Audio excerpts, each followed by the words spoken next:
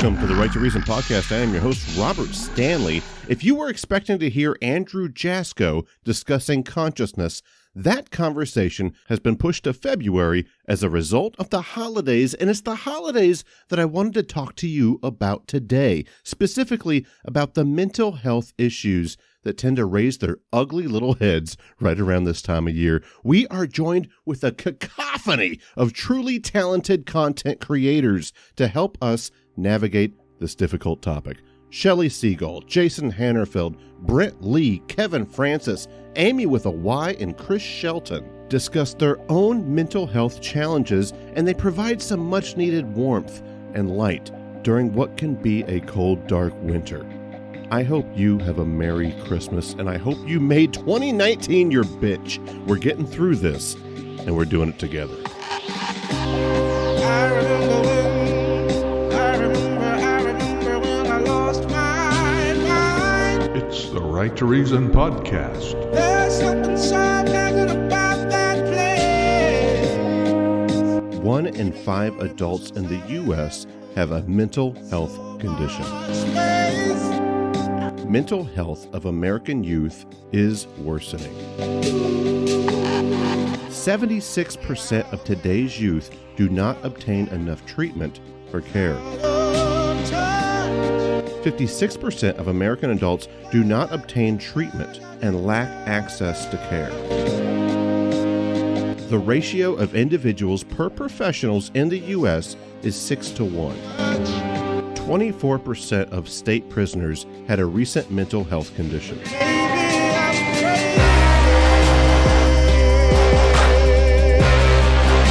Alabama has only one mental health professional per 1,260 individuals.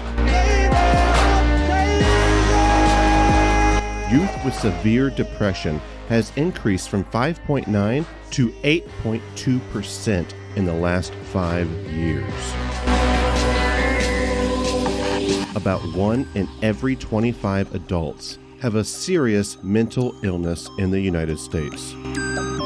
18.1% of adults in the U.S. experienced an anxiety disorder within the last year. According to the CDC, suicide is the 10th cause of death in the United States. 1 in 100, or 1.1% of American adults, have schizophrenia.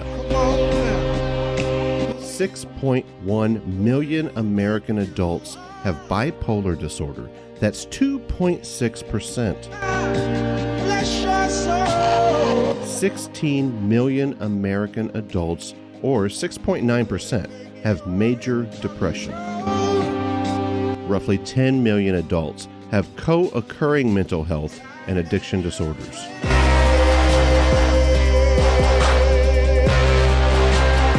%90 of people who died from suicide had mental health illness.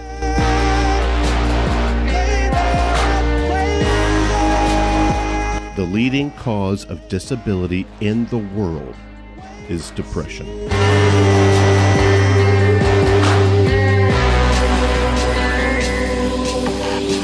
Skin divers going down below a certain number of feet, I don't know exactly how far it is, but get a sense of weightlessness.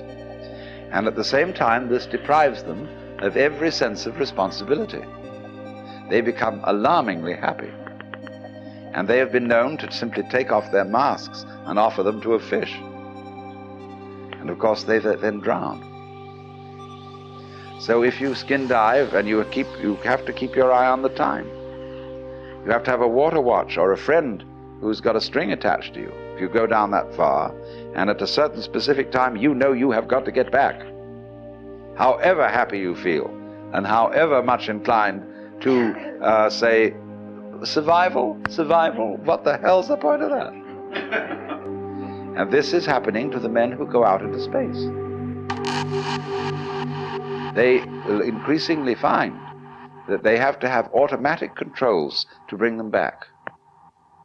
Quite aside that they can't change in any way from the spaceship. Now, isn't that interesting? Can you become weightless here? I said a little while ago that the person who really accepts transience, begins to feel weightless. When Suzuki was asked, what is it like to have experienced Satori, enlightenment, he said, it's just like ordinary everyday experience, but about 2 inches off the ground. Zhuangzi, the Taoist, said, it is easy enough to stand still. The difficulty is to walk without touching the ground. And why do you feel so heavy? It isn't just a matter of gravitation and weight. It is that you feel that you are carrying your body around. So there is a koan in Zen Buddhism. Who is it that carries this corpse around? And so when you feel, common speech expresses this all the time. Life is a drag. I feel I'm just dragging myself around. My body is a burden to me. To whom? To whom? That's the question.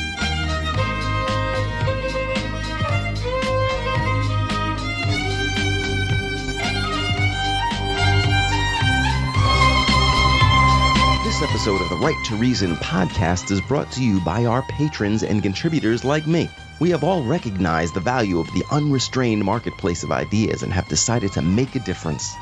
You can make a difference too. Contribute at patreon.com/right and learn more about your right to reason at therighttoreason.com. Your activism is appreciated. Shimmy, shimmy, y'all, shimmy, yeah, shimmy, yeah.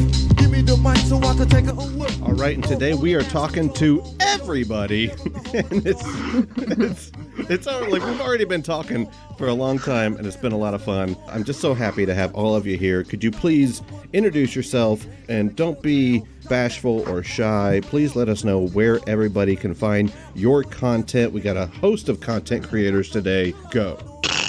One of us has to tell start. us who should start? What? Ladies first.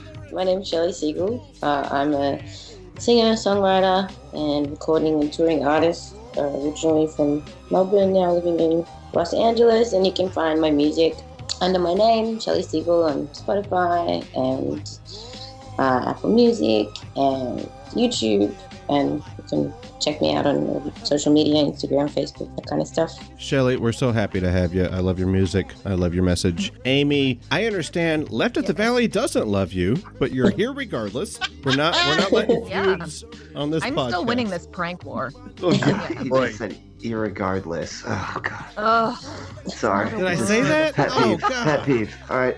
so I am Amy. It burns. It burns. I'm Amy with a Y, and I don't know who any of these people are. I just wandered into this podcast. Yeah, I wandered into this podcast, and I don't know what's happening. So I'm Amy from Secular Soup, Amy with a Y. My co-host Amy with an I isn't here because you guys are terrible.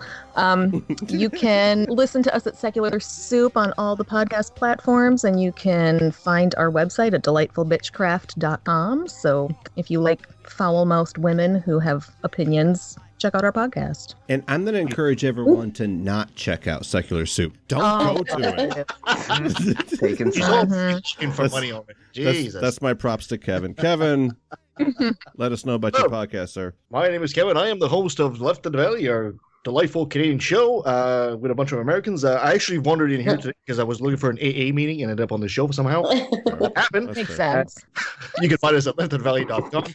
You can find us on Facebook, on Twitter, all these other things. And if you haven't listened to our show, shame on you. We're way better than Secular Soup.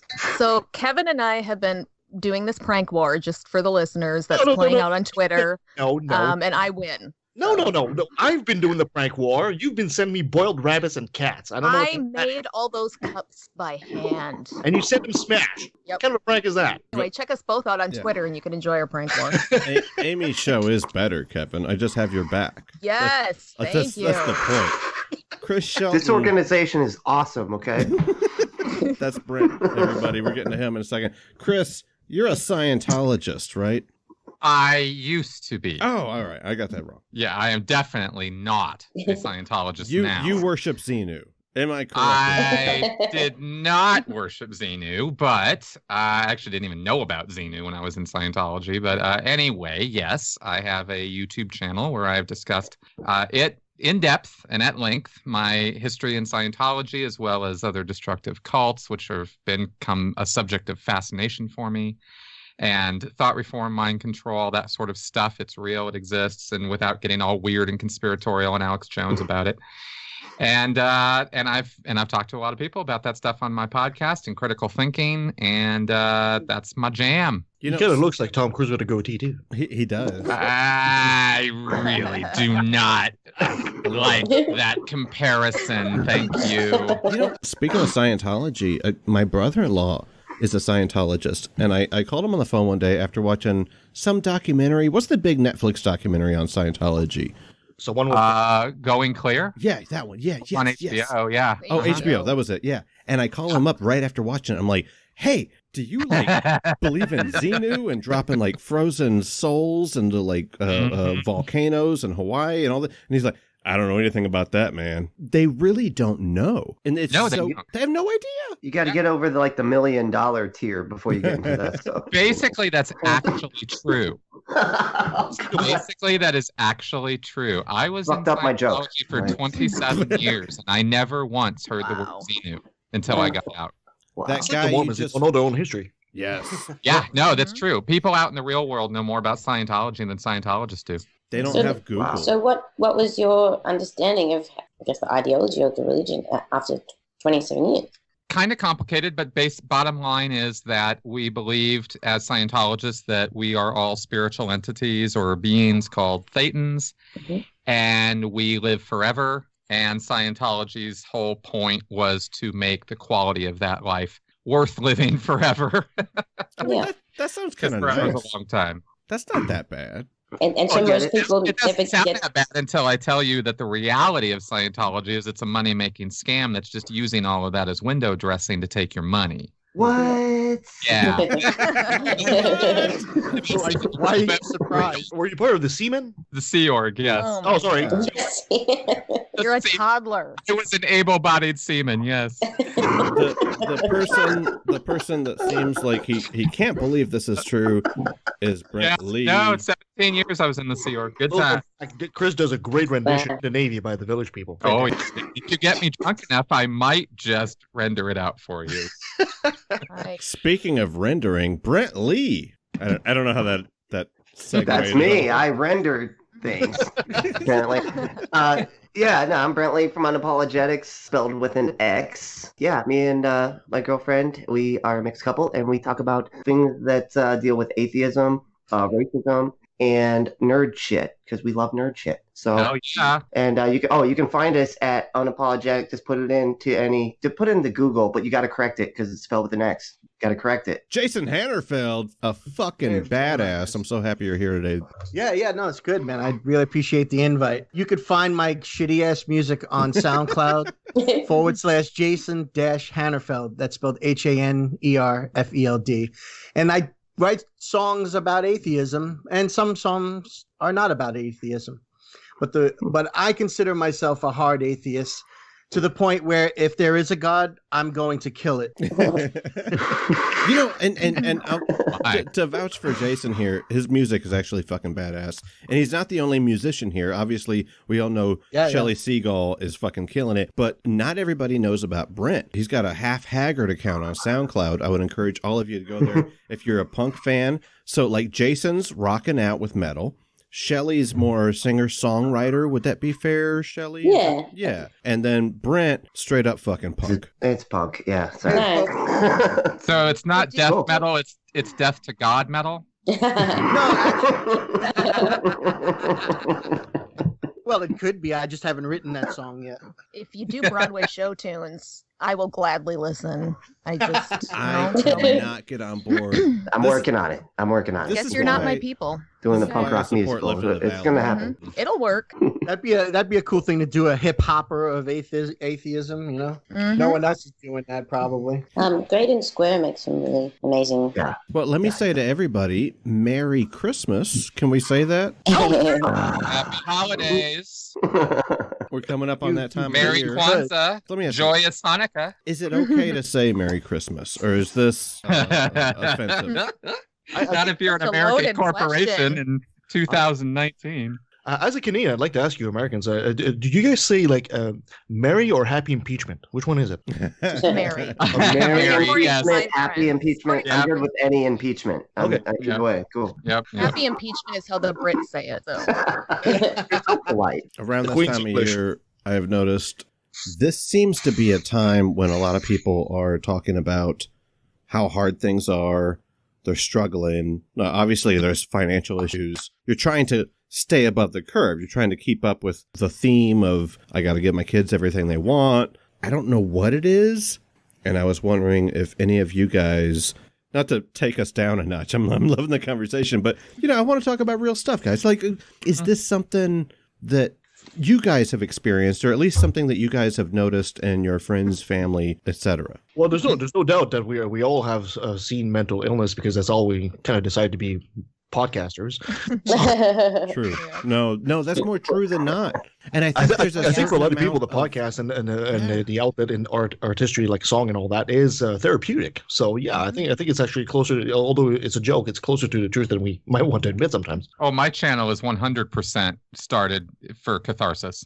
That the fact that I was helpful to other people at the beginning was just sort of a coincidence. I was just getting stuff off my chest, but it's grown into something much more than that now, of course. And I don't know about any groups you guys or religions or whatever you guys were involved in previously, but I can tell you from the destructive cult background that Christmas was never a joyous time of the year when I was in Scientology. So, which is not a Scientology thing; it was a Sea Org thing, but that was just kind of unique to my own experience with it. Yeah, holidays this year is actually been the first time that I've actually felt like I was celebrating something. Maybe the last couple of years, but for real, the whole time I was in Scientology and the Sea Org, Christmas was just awful. It was just an awful time. Maybe for the sake of the conversation, we should all maybe reveal if we still have a good relationship with our family, because we're all atheists. But a lot of us come from a religious background. So how's your family? Are you guys still in touch with your family, or have they disown you, or et cetera, et cetera? I currently live with my mom. She helped me as far as mental illness goes. I'll drop the atomic bomb here. My oldest daughter is severely autistic. After major tests and all kinds of crap, even going through the whole idea of, it was the vaccines. No, it was never the vaccines. My daughter's healthy in every way other than the fact that a part of her frontal lobe just did not develop. She has no verbal ability. She can speak a little bit, but it's usually grunts or whatever. But she's very, very intelligent and crafty otherwise. As far as mental illness, my grandmother, she passed away from Alzheimer's disease. That's a serious mental illness and hopefully it doesn't show up in me.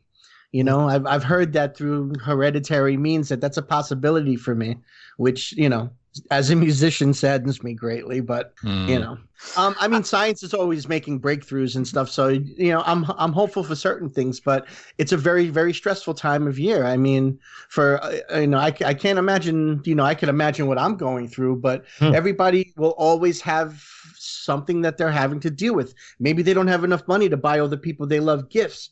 Maybe they hate all the people that they know, and then no one's getting shit from them, or it's a whole plethora of things. People have lost their jobs. Some people have just started work.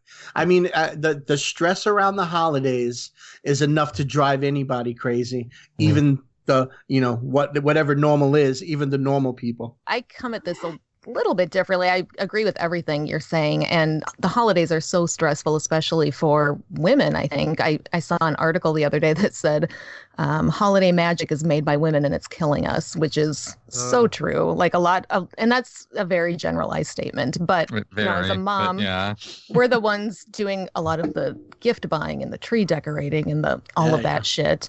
But at the same time, for me, and as it relates to mental illness, I deal with depression, and I live in Minnesota, so it gets dark very early. It's cold, and winter is just the hardest time of the year. And Christmas is something that actually I look forward to because it's the only part of winter that brings me some part of joy. You know, it's got lights and it's got the food, and I celebrate it kind of like pagans did, I guess, as a celebration of having light in the winter. Having said that, it is very stressful. And last year I was going through a really bad depressive episode last year, and I just did nothing. I was like, no, I'm not going to put the tree up. I just told everyone I'm not doing anything, and it was fine. You know, we celebrated and I just did the best I could. And this year I feel better. So now I'm putting up the tree and doing all the things. But I think you really have to help yourself realize that you don't have to do everything perfectly for the holidays. You know, I've cut back a lot on who I buy gifts for. Right. You just kind of have to make it simple. And I think a lot of people, it goes back to their childhood. Did they enjoy Christmas when they were kids?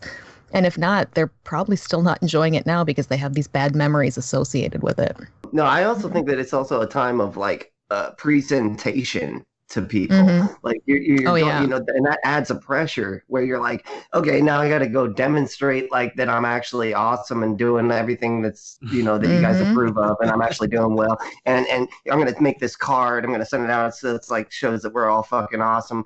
And I'm going to send it out to everybody. You know, it's this presentation time, and it's almost like a high school reunion or something after 10 years. How are you doing? Are you doing all right? You know, and it's like, for me, it was like each family, of course, I was always doing terrible. You know, my brothers and stuff are fucking awesome and like have all their shit together and everything. And, you know, and then you got me, and I'm like, I'm not. That's the nice thing. We've never dealt with the Christmas letter. My parents never did a Christmas letter. I refuse to do one. I get them from lots of people, but I feel the same way. It's just a way to show off. Some people like it. It keeps them in touch. But I feel like with Facebook, I don't need that yearly, what's everybody doing? I see it throughout the year. And yeah, it seems like it's always parents trying to find a way to talk up that one kid that's just not doing great. And they have to find a way to word it correctly. That's me. I don't put myself through that shit. So I haven't set up the Christmas tree in the house yet, you know, and it's the frickin' 21st. But I guess you guys have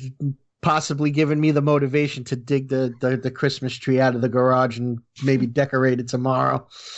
You know what, though? Only do it if you like doing it. Like, my mom hates putting up a tree, and my dad likes it, but he doesn't want to decorate it. And so my mom feels like she's going to have to decorate it. And I'm like, Mom, just tell him no. Just don't fucking put the tree up. It's fine. Nobody cares. I'll tell you something, Amy. I hate it until I start doing it. And then once I start doing it, I get into it, and then the tree's up, and then I'm like, fuck yeah, where's my weed? Kind of like this. Yep. Okay, all right. No, yeah, we don't do a tree, but I want to get a Lego tree. I want to make a little, like a table size, you know, and then I can just take it down the day after Christmas. And I make flying spaghetti monster tree toppers. So just saying, delightfulbitchcraft.com. I've got 3. I'll purchase them. If you guys want to hear something shocking, I was doing some stats today about Christmas. There are 28 sets of Lego sold every second during the Christmas holiday season. I believe it. I totally believe that. I've bought more than one already. I have 2 kids. I totally believe that. And I was also calculating, according to Visa, the Visa card is used between 5,000 6,000 times every minute.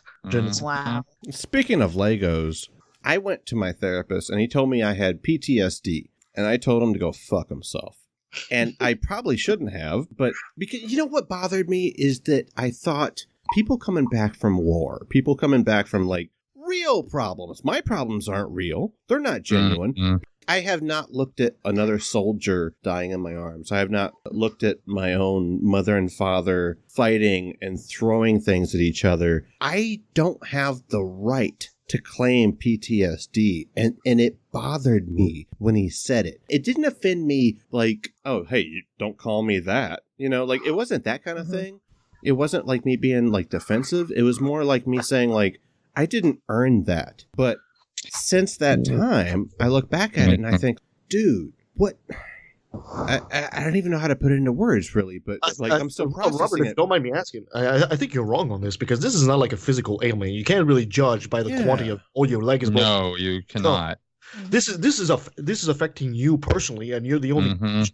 So that PTSD is just as real to you as the soldier that was in World War II. it's affecting you on the same level. It's just a different trigger. Yeah, you haven't seen something as horrible as that soldier, but in your mind, it's affecting you just as much as it is affecting him. Well, so I think it's probably a lot like depression and anxiety. My son has major clinical anxiety, and like he'll say there's no reason for it. It's not rational. It's not that really even anything happened to him. It's just the mental illness just kicks in and you're anxious, and that's what mental illness is. I have depression, but I don't have a terrible life. And I go through that too, where I'm like, there's other people who don't have homes and don't have families, and here I am. But it's chemicals in your brain. It's not, Yeah, let's be clear, because I've not seen combat, but I've talked with combat soldiers, and I said almost exactly the same thing, Robert. And I was corrected quite strongly and quite vociferously by the combat soldier who told me, dude, we all have our challenges. We all have our battles. And PTSD is a matter of having experienced something that you weren't prepared for and you didn't want. And that's not a matter of earning that. It's a matter of it happened. All of us have different responses to the things that happen to us in our lives, and PTSD is one of those responses. Seasonal affective disorder, SAD, is a type of depression that is related to changes in seasons. SAD begins and ends. This is from the Mayo Institute, which, if you go to it with a cold, will tell you have AIDS. Do not look up your stuff online, your symptoms. But anyway, Amy, you're more in the nursing degree than the rest of us, but regardless, ends at the same time every year. If you are like most people with SAD, your symptoms start in the fall and continue into the winter months, sapping your energy and making you feel moody. Less often, SAD causes depression in the spring or early summer. And I can't really account personally for that, but I can say that as a student, I'm a poli-sci student, graduate next year, what? But I do notice that at the end of each semester, I am ready for it. I know it's coming. I've been going to school since 2011, and every single semester, it hits me. I don't want to get out of bed for fucking 4 days. I feel like a piece of shit, and I don't know what the hell that is. That's depression. It seems similar to what that's describing with seasonal depression. And maybe it's not necessarily like the time of year. Maybe it's just because people take some time off work and they're so driven that when there's nobody telling you go, go, go, go, go every day, that you start to feel like, what's the purpose of going? Though, it's like in Minnesota, because it gets dark so early, most of us lack enough vitamin D. There's physical things that can cause that. I use a light box every morning in the winter, and it actually helps. Like, it's one of those things that you do it for half an hour. It's not, but I have noticeable changes in my mood when I use it. I also take a shitload of antidepressants, which helps the most. But it's always the worst in the winter. I talked to my psychiatrist this year and said, I'm so worried because I haven't been depressed yet, and I'm waiting for that shoe to drop. And it hasn't yet, which is good. But yet, it's always in the fall and the winter, and that's very common, especially for people who live in climates like this. Yeah, well, we are diurnal creatures, so we're affected by light, obviously. And if you live like in a place like, for example, I'm in the Pacific Northwest, so it gets really rainy at this time of year. It gets really gray. You have like gray for a month and a half. That really gets to you. And if you get to a point, like for example, if you live around Seattle, you realize that you don't really see the longest day of the year because it gets rainy. And all of a sudden, by the time you actually see the sun in July, the days are getting shorter. And I think that on a subconscious level, you notice that. By the time you get to December, you just want to shoot yourself. Oh my God. Honestly, I mean, at my and I've had a couple of doctor visits since last year because I've been diagnosed diabetic. Always you come across that question. They ask you like on your little fill out form, are you depressed? And like, I don't know how to answer that question. I mean, sure, I got shit going on. Who doesn't? Yeah, like, but I feel that if I answer that question and I say, I'm not happy lately. I was recently demoted at my job, which is fine because it's a hell of a lot less stress. But I traded the stress from work is now translated into less hours. So now I have this sort of money stress, which is still even less stress. But it's stress nonetheless. But with that question, I'm at that age now where if I say, yes, I'm depressed, I have a feeling that the first thing my doctor's going to do is just try to stick me on another pill. And I don't want that. I'm on enough shit already. I don't think that's the case. Depression, I didn't have any depression until I got pregnant the first time, which is what made me realize so much that it's a physical change. Right. But when you're truly clinically depressed, you are non-functional. Like it's so much worse than I'm feeling bad. It's that I physically cannot get out of bed. I don't care about anything that I liked before. You can't remember why you like things. Like, it's so debilitating. Yeah, but there are some days when I'm driving home and, I may have some tears in my eyes, and the car seat next to me, I'm like punching the shit out of it because I'm so. But I think they say it's got to last. It's got to last 2 weeks or longer to be constantly 2 weeks or longer to be considered clinical. I don't think people do want to try meds immediately. I really haven't experienced that push from doctors to do it. I finally decided to do it because nothing else was helping, but. I think, honestly, those questions at the doctor's office, I think those are a way for the nurses to just cover their ass, and the clinic can say, we asked. And that way, if you have a mental illness problem later, they can come back and say, well, we checked for it. I mean, that's my cynical take on it. But you also have to bear in mind that the science, as far as mental health is concerned, is still pretty much in its infancy. Right. We're discovering new things, and what was true 20 years ago isn't true today, and what we have today is probably not going to be true 20 years from now. So you have to bear that in mind as well, right?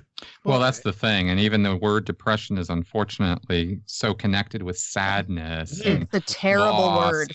Yeah, and I wish they call it something else. Exactly, and we've already got it, so we're stuck with it. But it is a condition that is still under an intensive amount of research, and it really behooves anybody who's struggling with any aspect of it to get professional guidance and help, and not accept, well, you're just going to write me a script and 5 minutes later I'm walking out of your office. It's like, no, I really want to have a conversation about this, and that's incumbent on you as much as it is on the doctor because of the world we live in right now. Yeah. And it's always your right to say, no, I don't want to do that. Right. I would prefer a treatment modality that didn't include prescription drugs right away. Are there other options would be the question. Well, and antidepressants are something that take a long time to work. It's not, give you a pill and you feel happy. It's let's wait 4 to 6 weeks and see if you're even functional at that point to see, it's so complicated. What's the cocktail that's going to work for you? Exactly. Is it going to be one? Different for everybody. That's right. I used to think antidepressants were like happy pills and that people who went on them were happy all the time until I actually was depressed. Until I married somebody who has depression. Yeah. That only works with Xanax. I remember telling my doc, I don't feel happy. I just feel normal. I feel like part of what drives me crazy, which makes me neurotic, which makes me depressed sometimes, is what bleeds into my creative abilities. And we've got a lot of musicians present here. So, Shelley Segal, would you say that part of what you've been through, what hurts you to this day, what you hang on to, that you take that and turn it into something positive, a communicative way to speak to your audience, to your listener, through the filter of the suffering that you've had? Is there a positive end to this? Absolutely. I mean, I don't know if it's the end of it, but it's that creativity, that self-expression is a really great way to sort of externalize what's going on internally. Sometimes it's just getting something off my chest. Sometimes it's like I don't even understand how to process something in my own mind, so I start writing about it. I think it's such a helpful tool that I have. Like you said, you get to turn something really negative in your life into something potentially beautiful, into something that can connect with other people and make other people feel less alone in their experience. And so, that turning of a negative experience into something positive is really, and something productive is really healing. And it's really, it's just really helpful. I always encourage everybody that I know is having a hard time to express themselves, to find some kind of way to deal with it, to let it out. Brent, would you say that that's similar in your experience? You and I had a very similar background of just fucking crazy fundamentalism, man. And it both pushed us into trying to find some kind of substance to fix it. I know I went immediately after fundamentalism into drugs and pussy. I did a lot of sex, but they told me not to. That was the thing. Like, about this. But they told me, they were like, "Hey, don't have sex." I'm like, "Well, I'm going to do that thing." But they also said, "Don't do drugs." And it fucked me up.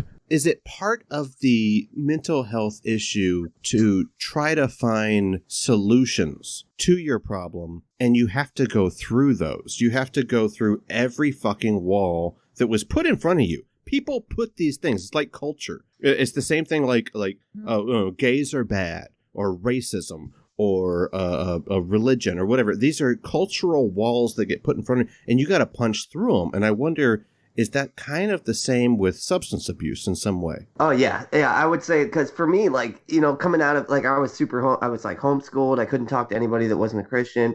I couldn't do any of that stuff. So when I finally had to go out into the world, I had no way to communicate with other people. Everybody thought I was weird, you know, and so like drugs were like such a great like communication tool, because I was just like, yeah, I'll do some drugs. And then they're willing to listen to you and be like, oh, wow, oh man. And it's like this way to communicate with other people, and it's shared experiences, you know, it kind of gave that aspect as well. And also the fact that I knew that I was doing something bad, which also kind of felt good in a weird way. Yeah. Like, I don't know, it's weird. But yeah, that was a big part of it, you know, as far as, you know, coming out of that bubbled in lifestyle. And also the fact that I couldn't, I was afraid. I thought the whole world was evil other than my little tiny bubble that I was in, you know, so like, I was afraid of the world, you know, so like that kind of made me less afraid. You know, I was like, okay, these people aren't too bad as long as we smoke this thing that they've got together and we can hang out and talk, and then they start to seem normal to me, you know. And it was, I don't know, it was weird like that, but yeah.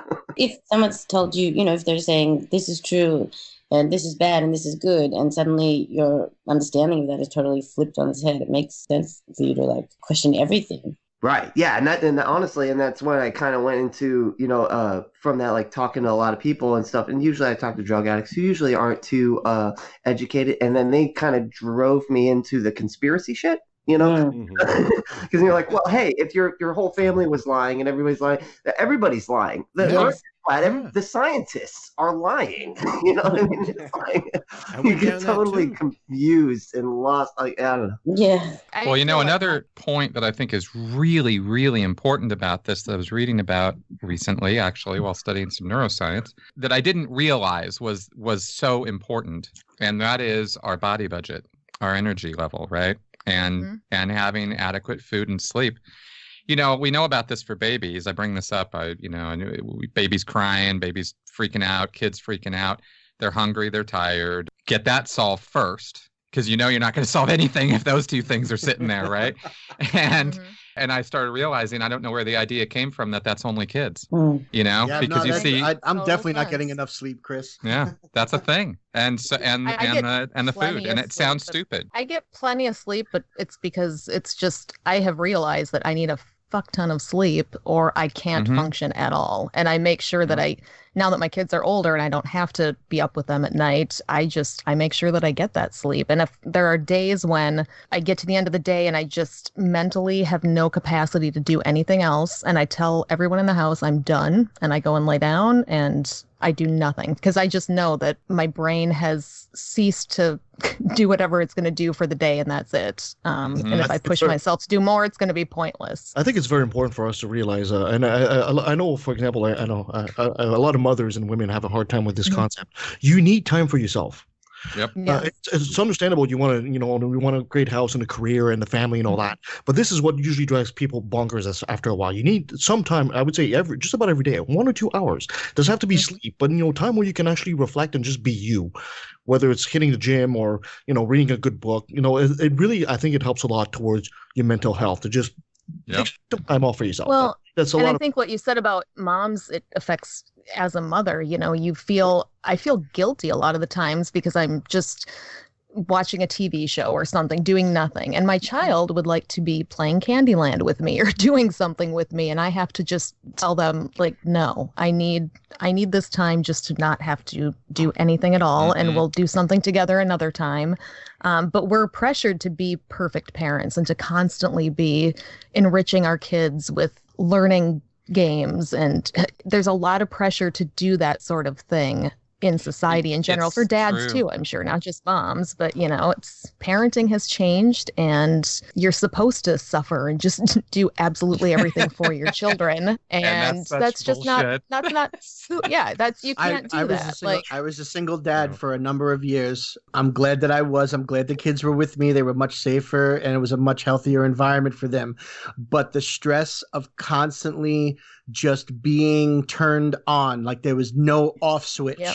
And if there was an off switch, it was only half off, because constantly worrying, and just, and even just worrying about outside forces. I mean, I'm a man, and I'm living with my daughters. They're 2 girls. I mean, all it takes is one asshole to say something. Oh, I saw him doing this. And the next thing I know, my whole world is over. It never came to that, but that's what it is.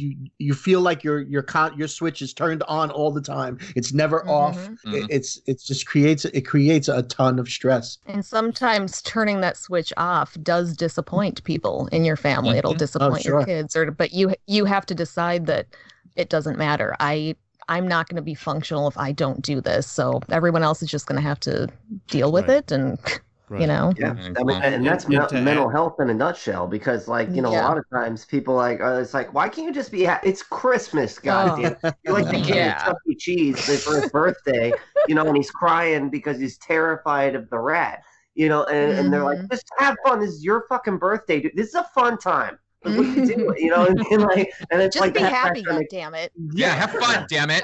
What the hell is wrong with you that you're not having any fun right now? Have a nice day. Jesus. Smile more. I'm trying to take a picture. Yeah. To add to that, so we've got some good pointers here. We've got turn the darkness into light. We've got some good sleep. Damn it. We've got and food. Believe in yourself. Hey, Robert, I wanted to add a little bit more to that question you had asked about being a musician and writing about the things that affect you. I mean, I have songs that deal with my friends that have addictions, and I even have a song where closure from myself of an old neighborhood girl that killed herself from the stress of just everybody constantly, in her face and getting her high and making her do all these drugs and stuff to hang out. And she wound up killing herself. And I wrote a song about it called Punch the Sky. And it was just, for me, it was a way to just put those feelings down, and all of those people involved, if they ever hear that song today, they're going to know exactly how I feel about them. And I let them know back then too, but it was just, writing about it and putting it in words and just writing a piece of music around it was a closure thing for me.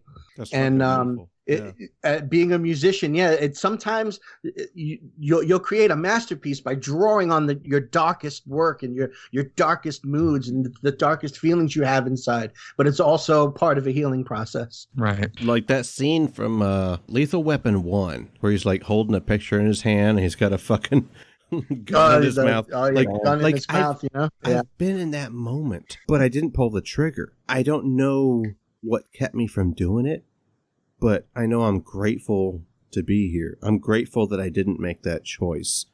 And I would love to throw this out to you guys right now. One thing that I know helps me is exercise. Another one is during those times that I'm not in class, I feel like I'm not mentally trying hard enough. I think I got a fucking complex about like really trying to think hard all the time. But I just feel that maybe I'm working on the symptom and I'm not working on the illness. Fair enough. But I feel that by reading more at that time, more YouTube videos. I know that can sound like bullshit, but there's a lot of good content out there. And I flood videos myself are therapeutic. Okay. Yeah. They are. Yeah. And I try to keep the fucking, we're atheists, but I'm going to use that word, keep the demons at bay by just flooding my body and my mind with constant energy, constant data, constant stimuli. Yes. Thank you. And one of us here actually is cut up like a fucking coupon. Nobody knows it because he's a podcaster. That's Kevin Francis. That motherfucker. But really. That's way exaggerated. But no, I'm just all joking aside. But really, I want to ask you guys, take some time with this. Give the person listening right now, like they're hearing you. I appreciate that all of you, people that they know, these are names that they know. You guys aren't nobody to them. You are constantly putting content out there every week, every day, every month, and you're telling them, hey, I'm facing hell too. How do they get through it? That's what they really want to know. They're sitting right now, they're going through their Christmas holidays. They got their asshole in-laws over, sleeping on their fucking couch. They can't afford to get the present that their kid wants. They're worried about work. They're worried about their kids in school. They're worried about what's going to happen tomorrow. They don't want to get out of bed. How do we pull this fucking thing off?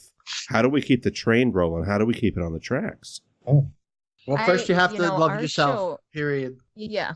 Our show, we do a lot of our focus is talking about that kind of shit and the stuff about being a parent or about being an atheist or about being, living in rural areas that just suck, and trying not to have that good image. We try to tell everybody, our lives are a fucking mess, and here's what our kids did today that's just awful, and here's this thing that, we really try to to show people the awful parts of our life, because they have that happening too. And I think it feels better for anybody just to be able to recognize someone and say, oh shit, they're going through that too. I guess not everybody, because you see Instagram and Facebook and you think everybody out there is just doing okay and living these, fairly decent lives. And no, we're all a fucking mess all the time. None of us know what we're doing.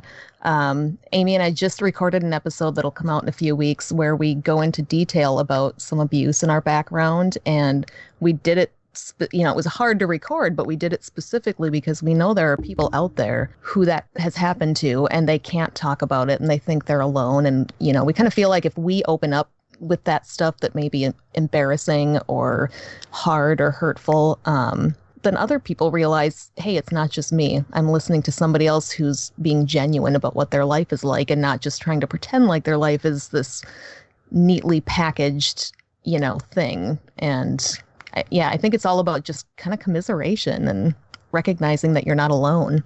Mm-hmm. That's a huge part, I think. And also recognizing self-care is the best care.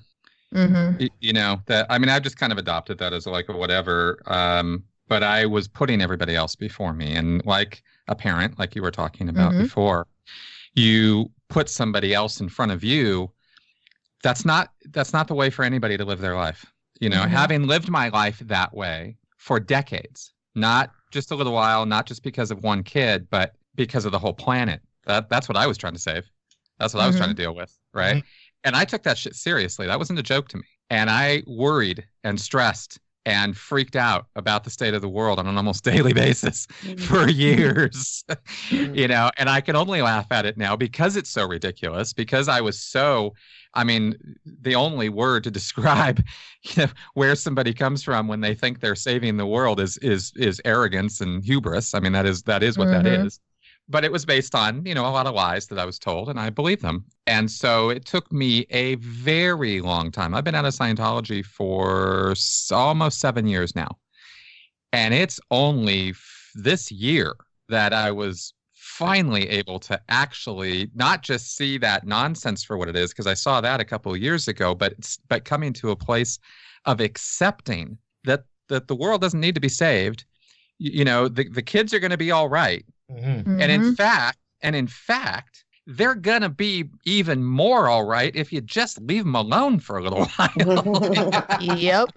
They don't need to have you helicoptering over them all the time. They don't want that, and it actually is sort of, it becomes this little destructive logic that, you're doing yourself in while you're doing them in at the same time, thinking you're doing the greatest possible thing you could possibly be doing, and it just doesn't work that way. And I think that we have to recognize when we are making our own mistakes, when we're our own worst enemy by putting standards on ourselves that we dream up because we think society wants it, or we think our parents want it, or we think this is how it's quote unquote supposed to be. Nah, screw all that. Everybody's life is different and everybody needs different things. And you have to assess that for your own self and for your own family and your own situation. And that's the best thing. That's the best lesson I've learned so far in all of this. Everyone is their own worst critic. Yeah. You never, I don't know how many times I've just put my hand on my forehead and go, you stupid son of a bitch. Yeah. It happens. And, once you realize that you're not the only stupid son of a bitch around, then it makes it a little bit easier. Yeah. I'd like to point out that remember one thing: negative events, negative impressions have more of an impact in your psyche than positive ones. But if you actually do a tally of everything that's positive in your life and everything that's negative in your life, you'll find out that usually the positive outweighs by a lot. Yep. And we have a tendency to, because they have more impact, they make a longer impression. And if you bear that in mind, and you also bear the fact that if you become a bit of a student of history, the world has been screwed up for a long, long time and way worse than what it is now. Way worse.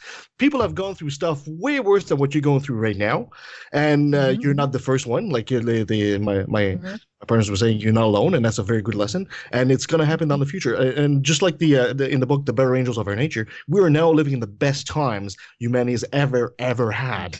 So turn that into a positive. It looks grim, but it's only a question of perception at this point. And think about it this way: when people ask me if there's a history of mental illness in my family, I just say, well, the vast majority of them are Christians. Them's fighting words, man. And that's very true, but we kind of got to look at it in a comparative view, because we need to understand that other people have, some people have privileges that other people don't have, and so life is a lot harder for certain groups of people. And we need to keep that in mind. But, but you're right, Kevin. I'm not saying you're wrong or anything like that. But we do need to keep in mind that some people have a harder experience in life than other people. Recognize that and try to do whatever we can to make their experience as right. Another thing I push a lot, and I'm wondering what your guys' experience with this, because this is the first time I'm talking about this with any of you guys, but I've pushed many, many, many times on my channel the vital role of education in recovery from any situation, really, but certainly from mine. How has that played into what you guys are doing? Do you go out of your way to read, listen, find out more about, not just looking up WebMD? I'm not talking about that kind of education. I'm talking about real education. I'm talking about really going and looking and talking and finding out. How's that factored in for you guys? I haven't done it so much with I obviously have done reading on depression and understand it so much more now than I did before I experienced it. But for me, it's more, I've done that more with my son, because my son has such an extreme anxiety disorder that, and I knew nothing about anxiety before this happened. And when you have a kid who's dealing with that, a lot of people are telling you that your child is just acting up, or you're just not disciplining them enough, or they just don't like school, or you get told all these different things about it. And so I've kind of had to educate myself about what anxiety is like and where it comes from. And I try to do that with my son too, so that he understands what anxiety is and what he's going through. And now that he's a teenager, now that he's older, I've had lots of just fascinating discussions with him about what that feels like to have that anxiety and what it was like when he was younger. Because when he was younger, he couldn't put it into words that other people would understand, whereas now he can step back from it and look at it. And I mean, the more you learn about it and the more you realize that it's so different for everybody, but there are characteristics that are similar, and you try to find out which treatments work the best. And yeah, I mean, I think it's very important to educate yourself about what you're going through so that you're not just totally winging it all the time, even though it's different for everybody. Shelley Segal, Brent Lee, could you guys help us out? What are your thoughts on this? And Shelley, what's a good closing song for us? So, I guess I felt like I didn't even need to jump in, because everyone's just, everyone's saying, sharing these really personal, beautiful things that I totally, felt and agree with. I think stuff that we've already talked about, like how do I deal with that is to write about it and express myself, and, plays into what we were saying as well, make myself feel less alone by being able to connect with other people that are going through the same thing, and hopefully get some comfort in, also hearing that I'm helping other people feel less alone, and that exchange through music for me, which is just incredibly helpful with anything that I'm facing. And then also, like you said, like Amy was talking about, like education and if you give yourself, something else to grow and focus on and become better in that regard, but then also in response to what you're going through, if you're giving yourself the tools to be able to express what you're going through, to understand what you're going through, to communicate that, then, so I think everything you guys are saying really resonates with me. And actually, one thing I was thinking of when you were saying that about the song, I have a song that is actually just a side project of mine, but I work with a dear friend in New York, and I know it's his business, but we talk about depression and mental illness a lot. And sometimes I feel like with music, it can be easier to talk about the, heartbreak songs. I think everyone's got a good heartbreak song. Sometimes it's easier to capture those negative emotions in music, but it's not always easy to talk about it. And so with my friend in the side project we have called One Flew Under, we do sort of talk about more of those darker, heavier issues. And so maybe we could play one of those songs, which I haven't really shared with anyone yet. It's called Take Me Away. Oh, that'd be awesome. Cool. Yeah. For me, I went through opiate dependence, and because I did all the shit, but I had gotten stuck on opiates mainly. Coming out of that was very difficult. It was weird because I kind of had to feel like I had to relearn how to write songs, which is weird. I mean, if there was a natural aspect there, don't get me wrong, but there, it was like you have to like I thought the drugs made me do better. You know what I mean? But anyway, but I do want to ask, do you feel like, because you do tours and stuff like that, do you feel like that adds like kind of a pressure that could affect or your mental state? You know what I mean? Well, I know as far as our industry goes, I think we just have really, really crazy high rates of mental illness because it's it's an industry that doesn't have stability. It doesn't sort of have much financial reward. And, I talk with some of my friends who are singer-songwriters and artists, and you look at your friends and your family who've been working in their chosen careers for as long as we have, and, sort of developing a degree of skill to the level that we have. And in all these other industries, it's sort of rewarded financially, whereas a lot of the creative industries where people sort of say things to you like, oh, are you sure? You say, I'm going to take this risk, I'm going to do this thing, I found what I want to do and I'm going to do this, and you sort of meet this reaction of people being like, oh, are you sure you want to do that? Is that a good idea? Like that, I've had people say to me, just make sure you know when to give up. And you sort of have, right.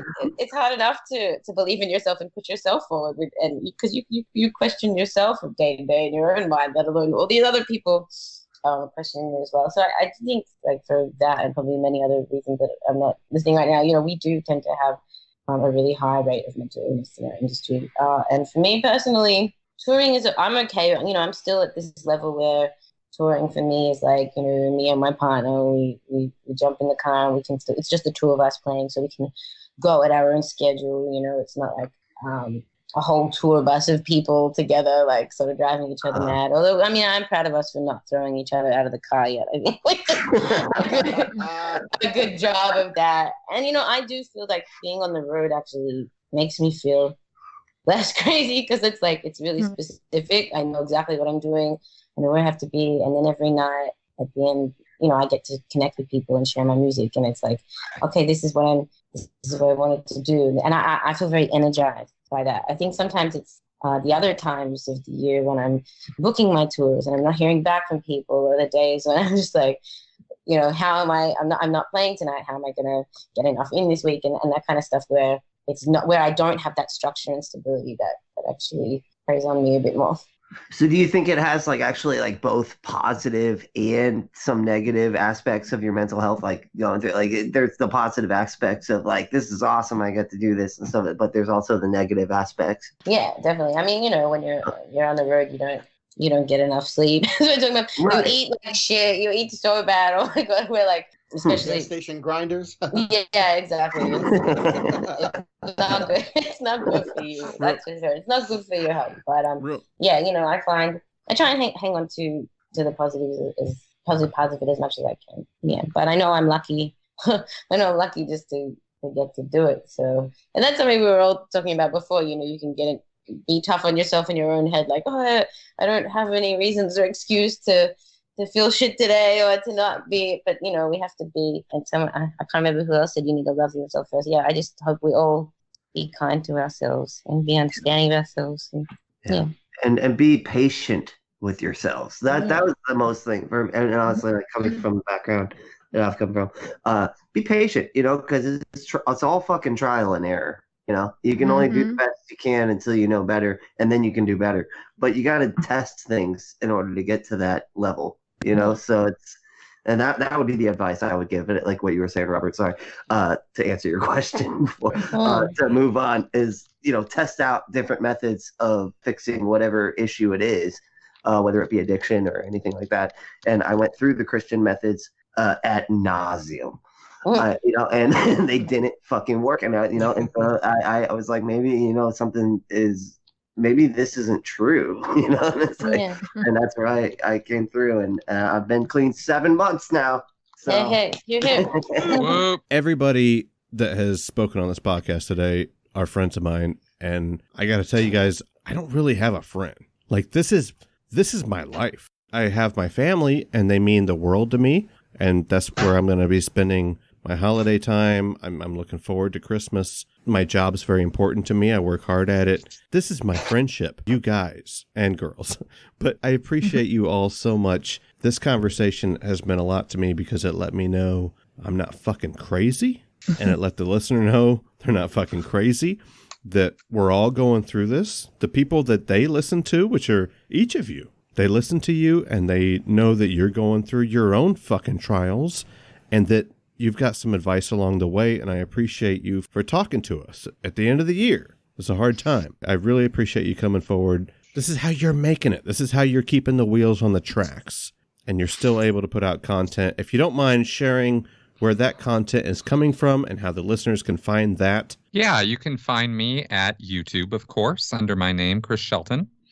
And you can find my book on Amazon, Scientology A to Xenu.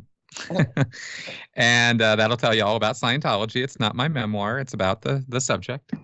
And I generally have a good time on my podcast, the Sensibly Speaking podcast, which you can also find on my YouTube channel and at sensiblyspeaking.com. Thank you for letting me come on and talk about this.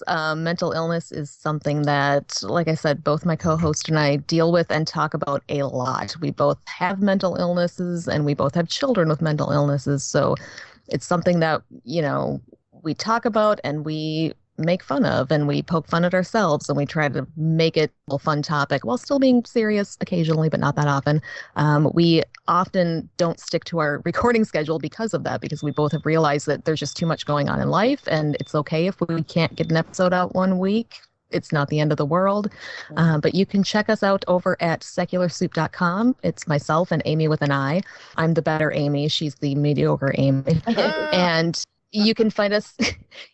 She does have the better tiara than I do, though. So we also both make horrible crafts for horrible people. So you can find us at delightfulbitchcraft.com, and that will tell you all about our podcast and our Patreon and our Etsy shop and all that shit. So give us a listen, and thanks for letting me come on and talk about this. I am Brent Lee from Unapologetics, which is a podcast of me and my girlfriend, or like I said, we're in an interracial couple, and we talk mostly. We goof off and have fun, but we do talk about stories that are out, and we have a great time. And we talk about humanism and atheism and nerd shit, and that's pretty much it. If you're into any of those things, listen to our show. Want to put a plug in for Unapologetics. I've been listening recently, and while I really do like you, Brent, I found that I like Nikki even way more. She's fantastic and amazing. So well done. I hear that way too often. I hear that way too often. That's she is amazing. She is amazing, and you are just fine. So well, I'm the producer, and she's the talent, so it makes sense. It's that's the way it goes. Yeah, I just want to say thanks so much for having me on the show. I really appreciate it, and it's been really nice to meet everyone and hear your thoughts. And I look forward to checking out everybody's content. So thanks for doing what you do. Yeah, as I said earlier, you can find my music on YouTube, on Spotify, on my website, shelleysegal.com. Find links to buy all of my music online, or just stream, from Spotify. Also, I have a Patreon. Patreon's a really great way to support independent creators, and it's patreon.com/Shelley Segal. And on my Patreon, I put out new music every single week. Well, like Amy was saying, every once in a while you fall through. I try not to be too tough on myself, but yeah, pretty much every week I put out new music, and I love it because it's sort of like a place where I can share, maybe my behind the scenes demos and stuff that's not necessarily ready to put out into the world, but stuff I'm excited about as I've created it. And also, I run these online songwriting sessions, live stream songwriting. So if you're part of my Patreon, I organize time with you guys to come online and be part of a group songwriting process, which is really, really cool and fun. Hey, I'm Jason Hanerfeld, and you can find my music at soundcloud.com/Jason-Hanerfeld, Hanerfeld. Hard rock and atheist themes and some other type of music. There's stuff there for everybody. Thanks for listening. Thanks for having me on the show, Robert. It's totally nice to meet everyone, and I can't wait to hear your music as well and join some of the podcasts you guys are doing. Oh, well, thank you so much, Robert, for doing this very important topic. I think there's a couple lessons we've learned here today, and they're important. Is we lived in a world of we, not a world of me. It's together that we pull together and we can pull through. And just like atheism, you're not alone. Whether it's mental health or atheism or anything like that, it's strength in numbers, and we'll pull through. So thank you so much for doing that. I think that was a very important topic. And if you too are tired of mediocre podcasts like something about soup and blueberries, you can I knew that was coming. You're predictable. You can find us at leftthatvalley.com. You can find us on Facebook, on Twitter. You send us an email at leftthatvalley@outlook.com. And that's about it.